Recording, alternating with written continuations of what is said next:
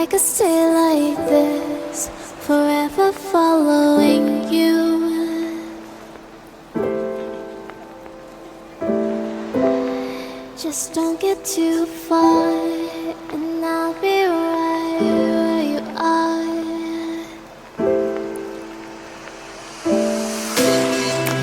You're a dream that I could finally see.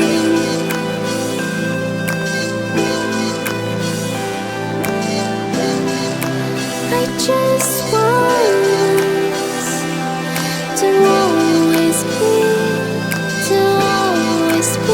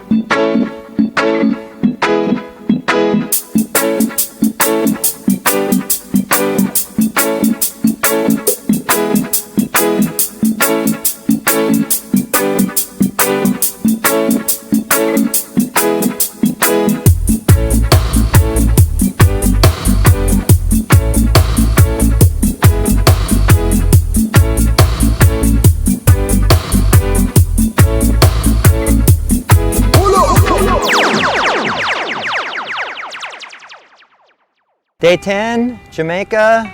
We're in Ocho Rios. Finished up the single track Jamaica tour. Oh my God, what a great event. It just blew my mind, all the single track within miles of each other. It was amazing. Some of the best single track I've ever ridden, super technical, high speed, had pretty much everything, you know, a mountain biker would love. And man, I gotta tell you what, the people, no matter where we were at, cruising down the street, going through, you know, old towns. You just look out the window, people wave. It's just a great vibe all around. Couldn't wait, you know, for the days to end to eat the awesome food. I mean, I've never been so worn out after a mountain bike tour like this.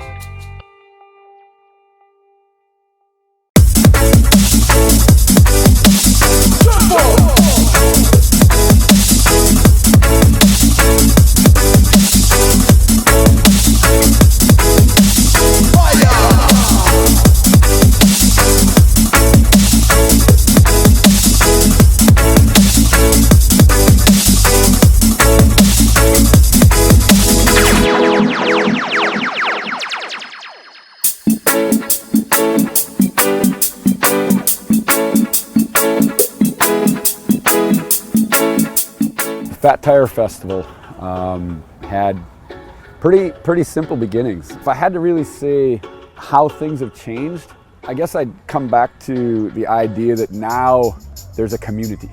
It's not a huge community, but there's a group of people that are either riding or building trails or involved in the event each year somehow.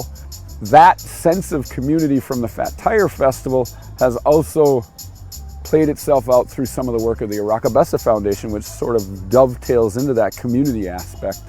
It was awesome to see the impact that John had with his Arakabessa Foundation, and he has a bike shop at this place, and it's not necessarily a bike shop, but it's just a place where you can work on your bike. The idea that, well, we could do a bicycle cooperative, the kids will have to put in sweat, either in the community or helping out the BMX trail, do something that gets you to be a member of this, and then you can come down and use these tools for free. Yeah. Right? And then on the inside of the shop, we've got a full-on professional toolkit, you know, with stuff that, you know, Rashawn, our guide, will be here to help kids fix their bikes if they don't know how. And It's priceless to have somebody who will give back like that and, you know, just change the community. I mean, no matter what, it changes the direction of biking, you know, in Jamaica.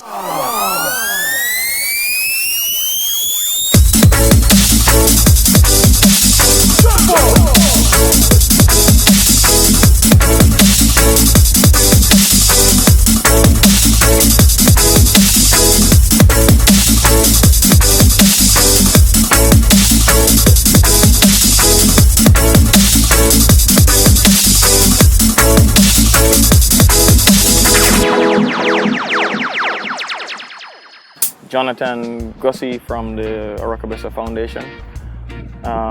They started a program called the Two Wheels, One Love Learn to Ride program. We were lucky to receive some funding from the Fetzer Institute in Kalamazoo, Michigan. And at the time, their mission was to learn about love and forgiveness in the world. We created a curriculum that, number one, taught kids how to ride bicycle, a 6-level program, 6 lessons in each level, so 36 lessons total. By the end of it, you take a non-rider, by the end of it, they could confidently ride the BMX track in Aracabessa. Along with each bicycle lesson, there was a corresponding life skills lesson, which was teaching love and forgiveness. So things like empathy, caring about your friends. We did 1 full year of that, so 200 students, and then received a second year of funding. So we had 400 kids go through the Two Wheels, One Love Learn to Ride program. Since then, with the Aracabessa Foundation, I've taken the BMX track Learn to Ride program and the bicycle cooperative and put that all under the Two Wheels, One Love banner now.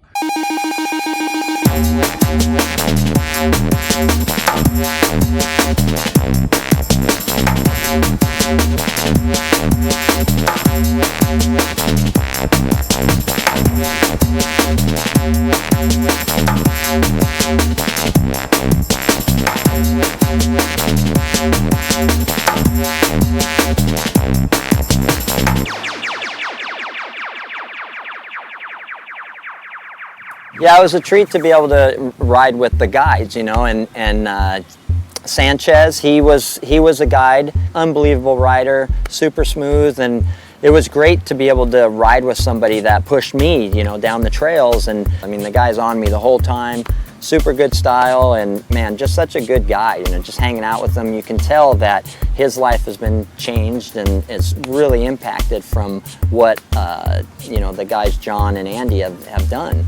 I ran in Andy in Ocho Rios, well, literally running him with my bike. And he's like, I like what you do, you know, and he gave me a bike. It had brakes on it, and I told him, like, I don't ride with brakes. And he said, don't worry, you'll need them. And before you know it, I fell in love and I never turned back. Rashawn, unbelievable. Like, it's great riding with him. You know, he's just a loose cannon. It was rad. It was so much fun. It reminded me of myself when I first started and you know, wanting to go faster and push the limit and, you know, blowing through corners and pulling it off, and, you know, at the end a big smile and everybody's high-fiving. Rashawn would come to my house, you know, on weekends, and he would say he's staying over for the weekend, and then he ended up staying a week because it's just bike and it's just fun and all of that. One day, Sanchez just mentioned mountain biking. Like, yo, I'm going to go on the trails with Anya and stuff. I was really interested because I saw a few videos that he put up, and I was like, yeah, this looks insane. I didn't know this was in Jamaica. I think a few months after that, they were going on a ride to Kingston, and he mentioned that I could tag along because he had a bike that I could ride.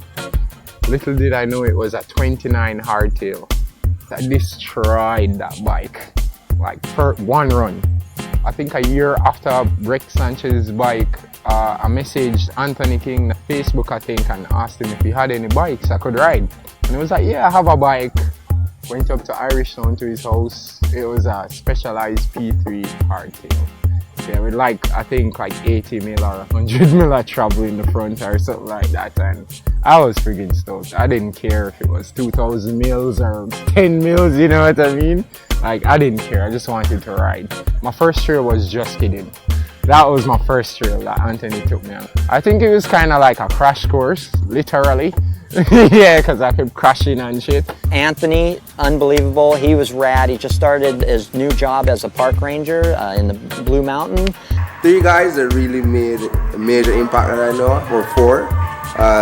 John, Andy, Boogie, and David Liner, man. He's like a legend here, man. He's a legend everywhere, man. He's a great guy. And Boogie, Andrew Gordon, those guys were really the guys that just everybody just gave me one thing and it just made a big impact, man. It's just Andy and John. Andy's like, I used to ride like Andy. I used to watch Andy ride. Just ride behind Andy and just watch how he do stuff. And he just makes a major impact on mountain biking in Jamaica overall, you know. And he does it in such a cool way. He's not pushing it everywhere, you know. He's like, dude, if you like ride bikes, just come and ride bikes, you know. It's just family, you know. It just becomes a family. It's not big, but you know, it's a big vibe when everybody comes together. And they can pull together a crew this big to just come and experience Jamaica in a different way. Yeah, it really gives us something to think about continuing. After coming here, one of my biggest regrets is, you know, why haven't I been here before? Why didn't I come here 10 years ago when Highlands came here? And he told me when he got back, he goes, this is the most amazing place, you have to go. And every year after that, it was, you know, just from schedule, things like that, I wasn't able to make it. But now I just, you know, I kicked myself because it's crazy how much there is here and how much there is to do and how, you know, how amazing the riding is.